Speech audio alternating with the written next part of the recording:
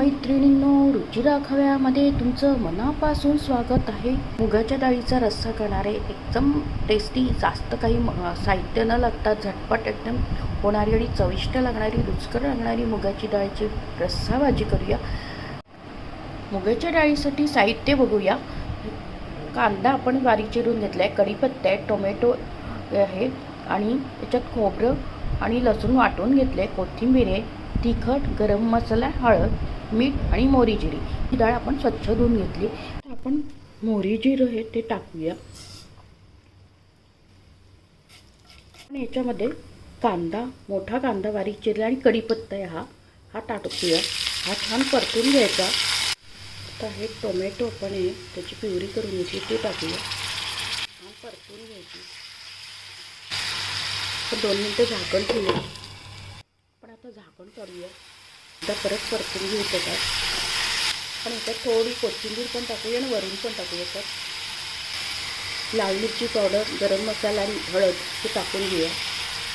मीठ टाकूया आणि छान परतून घेऊया. आता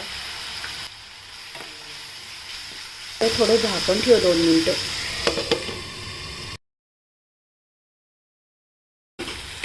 बघा छान तेल सुटलं आहे त्याला. आता ही मुगाची डाळ याच्यात टाकूया. मुगाची डाळ तेल सुटले बघा भाजीने. आता आपण मुगाची डाळ टाकूया. मुगाची डाळ आपण धुवून घेतली. ही आपण छान परतून घेऊ त्या मसाल्यामध्ये. घरात भाजी नसेल तर ही छान भाजी आहे. आता आपण याच्यात पाणी टाकूया. गरम करून घेतले पाणी टाकूया. गरम पाणी टाकलं आहे आणि आता आपण याला उकळी आल्यावर नंतर हे आपण खोबरं, लसूण, आलं वाटून घेतलं होतं ते टाकायचं. आपण पहिले तेलात परतून नाही घेतलं, हे तुम्ही नंतर टाका. पाणी रस्सा उकळल्यावर म्हणजे याची चव जरा खूपच वेगळी आणि चविष्ट छान होती भाजी.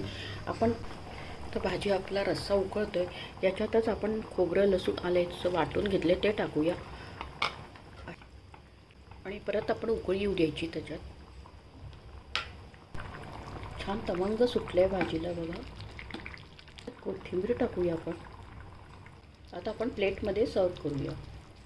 आपण प्लेटमध्ये सर्व केली. एकदम झटपट, चविष्ट आणि खमंग रुचकर अशी भाजी होते. आणि मुगाची डाळ पचायला एकदम हलकी असते. तुम्ही दुपारी भाजी नसेल समजा तर झटपट आणि चविष्ट खायची असेल तर हे नक्की करून बघा. आणि आपल्या चॅनलला जास्तीत जास्त फ्रेंड सर्कलमध्ये शेअर करा. रेसिपी आवडल्यास लाईक आणि सबस्क्राईब अवश्य करा. लवकरच भेटूया अशा नवीन रेसिपीसोबत.